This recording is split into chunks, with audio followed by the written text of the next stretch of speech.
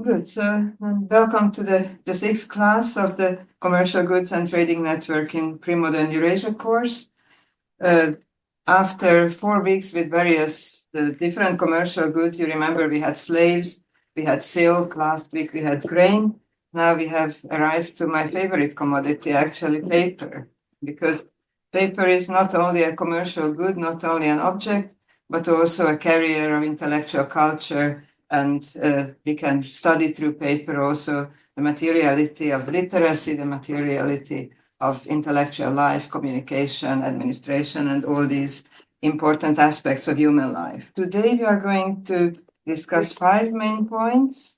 The first will be the variety of writing supports. It will be just a selection, a short overview, especially to compare them to the qualities of paper. Then we are going to go through the production of paper as a series of knowledge and technology transfers. As you know, paper is really a typical Eurasian commodity, and it will be important to see how it moved from one location to the other. Then we will look at the use of paper and its changes over time, impact on administration, religion, education, and of course also business, which I didn't put there. We will look at paper trade as a demand-driven branch, partly through your examples. Your examples will be spread around the class, so I will just call you to present your little part when it comes in the logic of the course. We will devote just a few thoughts to the demise of paper, bringing it up to the present and perhaps the future. And as I promised you already in the earlier classes, we will look at a short comparison at the end with silk as another typical Eurasian commodity. So let's look at these examples of writing supports. The first example I chose to connect our class with our previous class on grains, because you may not be able to read it. I cannot read it myself, but I read the explanation about it, that this cuneiform tablet, which goes back 4 millennia from our present times, is a description of deliveries of beer, 3 different sorts of beer, and it describes the quantities of barley, which was used for brewing. So it also connects us to a presentation by Irmina with drinks made of various grain-based products, and also to economic life in general. The other examples, and some on the future slides as well, are coming from our field trip last year. So Azad and Fanny, you can remember the Archaeological Museum of Zagreb. And this museum contained a huge variety of very written objects, and I just took a small selection. So the first is a Greek inscription on stone. Apparently the scribe struggled very much with forming the Greek letters in the right shape. The second example is on lead, and you can see it's a water pipe from one of the Roman colonies. The archaeologists among you can find it familiar, and this was an inscription which was part of the production process of this lead pipe. Further examples include one of the most famous objects in the Zagreb Museum, the so-called Liber Linteus Zagrabiensis, so written on linen with Etruscan script, which has not been completely explained so far. It looked like a kind of wrapped up booklet, as you see it on this excerpt from a gravestone. And another interesting written object from the Zagreb Museum is this one. I leave it to you to figure out what it is. Yeah? It looks like it's stone. No, it's like a metal, like metal. bronze. Yes, it's bronze, and it's connected to the Roman Empire. It's connected to the manpower of the Roman Empire in the military sphere. Is it like a part of like one of the Legion like standards, or? It's not a standard, it's a diploma. Oh. So it's a diploma given to a soldier, a veteran, after 25 years of service. And that's why it had to be really something permanent, something very durable. And this is why bronze was used as a material for issuing these diplomas. So every soldier who managed to survive 25 years in the Roman army got such a diploma, and it gave them full Roman citizenship rights and also a small holding, the Sistria, which was not very far from Zagreb, a Roman colonia, was a settlement of such veterans, such soldiers of the Roman army. But let's move on to the other types of writing supports. We are moving also a bit further up in time. You can see on the left-hand side a wax tablet, which was found in one of the latrines in Lübeck. That's the best way of conserving organic materials. What is the advantage of the wax tablets? You can erase it. You can erase it, exactly. So you can use it for exercise, you can use it for ephemeral notes, you can use it at schools to teach kids how to write properly. The same is the example from medieval Riga. And on the right-hand side, we arrive to Buda. Some of you at least are going to Budapest next week. So that's, again, a point of connection. This comes from the Carmelite Friary, which was a German-speaking friary. And if you scrutinize these fragments, then it's possible to discern Latin and German text fragments on it. So slate could also be a writing support. Likewise, in the next slide, you see objects of Jewish origin, Hebrew inscriptions on 3 different materials. I think this is easier to identify than the Roman diploma on the previous slide. The left is, of course, stone. The middle one is a piece of pottery. And the right-hand side, you also see a slate tablet. Similar ones have been found in Cologne in great numbers. So these are again, various, for us, unusual type of writing supports. Likewise, you don't expect too much text on a church wall. This is Levoča. So this is Eastern Slovakia. That's the destination, just by coincidence, of the next field trip. And the inscription which I want to show you is this one, photographed by our own Béla Zsolt. This inscription is a wall chronicle. So it was written on the wall surface, and this chronicle is about kings and catastrophes, not in connection, but side by side, and it shows the most important events of the local community. So its location at the porch of the church was meant as a kind of community building exercise, as well as people were walking in and out of the church building, provided that they were able to read it, of course. This very brief and hasty survey of writing supports can lead us to a few conclusions about the factors in choosing the writing support. So what could be the reason for choosing one or the other of these materials that I have shown you? So just think of a few and then we will collect them as usual. So Emerson, you can start. The material should match the message. Yes. An ephemeral message goes with an ephemeral material. An important long-lasting message goes with a long-lasting material like stone. Yes, exactly. Stone or metal and so forth. Very good. Further considerations in the choice? Yes, Price of the material. Price of the material, very important part. Other aspects? Why we are doing the inscription? Like if it needs to be moved, it cannot be a heavy stone block. Exactly. So that's the portability aspect. Emerson, one more?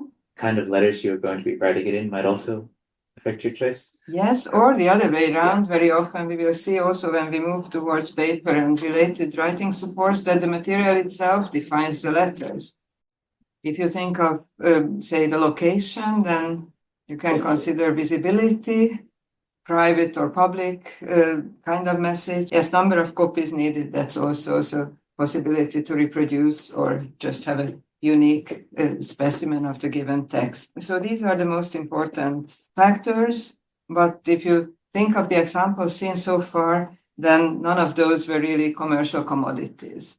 So, of course, there is a trade in gravestones or trade in, say, pottery, but not as a writing support. So let's then move on to other types, which are more of the commercial type and which are related to paper already. We are not completely there yet, but we are speedily approaching paper. You can see here on the left-hand image the production method. So how was papyrus made? What was the main raw material for it? Practically the only one. Reed. Yes, exactly. It was a special type of reed. And how is it made? It's a little bit shown, at least if you are familiar with the method, you can recognize it on the image. The person on the right-hand side was splitting the reed, and there is a soft inner part of the reed, which is called the pith. And this pith can be sliced quite thin. I must admit, I've never made papyrus myself, but I believe the description, and also the result justifies the method. But you can see I took this very shaky fragment on the right-hand side because that shows the structure of the material better than a complete piece of papyrus. So this piece was put down lengthwise and crosswise, so perpendicularly. So it's 2 layers, basically, of this piece that is consolidated into a proper sheet of papyrus. And this papyrus can be used for writing practically any sorts of scripts and languages. Actually, both this piece and the next 2 pieces, which are kept in the Papyrus Museum here in Vienna, testify that multilingual Egypt is using papyrus, or was using papyrus, for many different purposes and languages. So you can see here Greek script, you can see Arabic script, and I chose 2 types of documents which are, again, connected to the main thrust of our course, commercial goods, because you can see a credit contract, again, with the structure of the material exposed in the broken part. The Arabic script, so it means that even after Egypt ceased to be part of the Eastern Roman Empire, then papyrus production went on, and the trade in papyrus across the Mediterranean also survived until at least the turn of the first millennium. The next material I am showing you, as I mentioned already, is palm leaf. It was indeed a widespread writing support, but in the Indian subcontinent and Southeast Asia. The method was very easy, so a leaf had to be straightened and made ready for writing, so it didn't need any chemical or artificial intervention. The drawback of palm leaf was that it's quite brittle, and also in humid climate, it can very easily rot. So its lifespan varies between a few decades and a few hundred years. So it means that it had to be copied and recopied again and again. And these wooden covers, which you can see on the top and the bottom of each of these palm leaf book or booklet, we can say, also serves for consolidating and keeping it safe.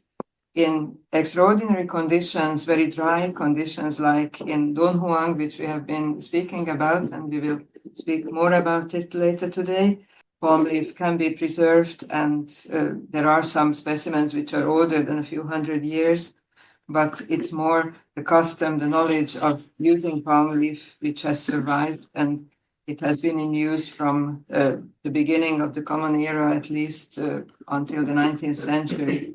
And some of you may have taken courses with my colleague István Percel, who has saved much of palm leaf material. So it's also cultural heritage preservation to scan and digitize whatever is extant, because it's not as durable as the next kind of material, which are going to have a look now, namely parchment. I titled it a foundational material for the European Middle Ages, but it's not entirely true, or it's only part of the truth, because as you know from the name, it originated earlier. Which locality hides behind the name, the Latin name of parchment? Pergamon. Pergamon, yes. What was Pergamon? Yes, Emerson? In Asia Minor? In Asia Minor, but it was Greek. A Greek Hellenistic state or polity. And why did they invent, at least according to the legends, parchment? Why did they think of using a different writing support? Because they were competing with Egypt, with the great Alexandrian library, to create the biggest library of the Hellenistic world. And as part of this competition, they were denied, or at least it was made difficult for them to get hold of papyrus. And the drawback of papyrus is although it's available in huge quantities, but it's very local in its raw material. So you need that type of reed growing by the Nile. Other types are not convenient for the production. So Bergamot had to invent its own writing support, which is based on animal material. I don't want to tell the whole story because Jacob has prepared his contribution on parchment. So I move to his slide.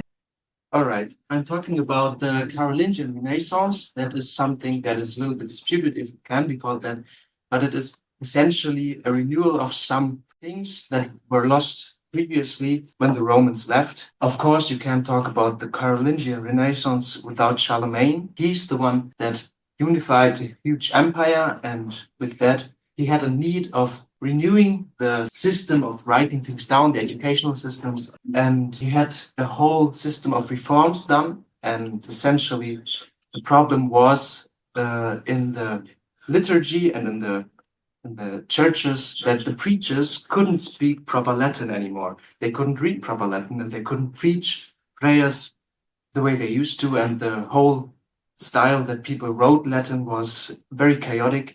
And so he decided that there was a need to reform that. So during the Carolingian Renaissance, that was about 200, 300 years in its duration, there were a lot of schools established, scriptorias established, places where people copied the sources that they had before. And because of that, we have a lot of things still remaining to this day, because parchment is something that is very durable in comparison to other papers. And of course, he established the Carolingian minuscule. That is, it's not the letters that we have today that we read a lot, because that is the Frakturschrift or the Gothic style, but it was even before that. The one thing I'm going to talk about today is the Vienna Coronation Gospel, mainly because it is in the Hofburg as well. You can see it there. This is just the cover that was made during the 1500s, but the book that is inside that is even more exciting, because it is considered the original book that Charlemagne swore his oath to when he became the emperor. And it was actually buried with him in Aachen, where it also was produced. And it was said that he was buried in a sitting manner, and it was laying on his knees, because Otto III, the later emperor, actually dug it up and took it, so they could have something to swear on. And yeah, that's why they have this book. And actually, every emperor is supposed to have his oath taken on this particular Evangelia. All right, this is one of the four apostles that is depicted in that. There's sadly not that many pictures of the book itself, because it is very brittle. It is considered one of the crown jewels that the emperors had. And this is a facsimile, so like a copy. And you can see that it's very, I think, beautiful, because the paper itself is colored in purple. Those are 236 parchment pages in total. And the biblical parts are written in gold and silver ink, which is very unique and special. And the cover is made out of solid gold and gems. So you can see that even 500 years later, they had very much valued this singular piece of art, essentially. And it's, of course, made out of parchment.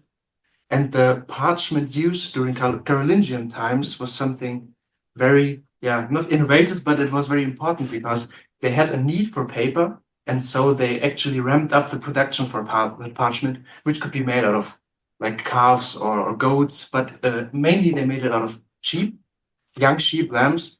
And because of that, they actually ramped up the production of farming, of sheep farming, so they could have a steady and constant flow of paper.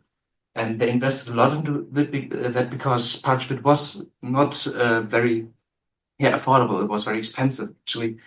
And you can see here that there's a progress in which you make it. Probably the writers themselves did it, or they had at least like support and knew how it was done.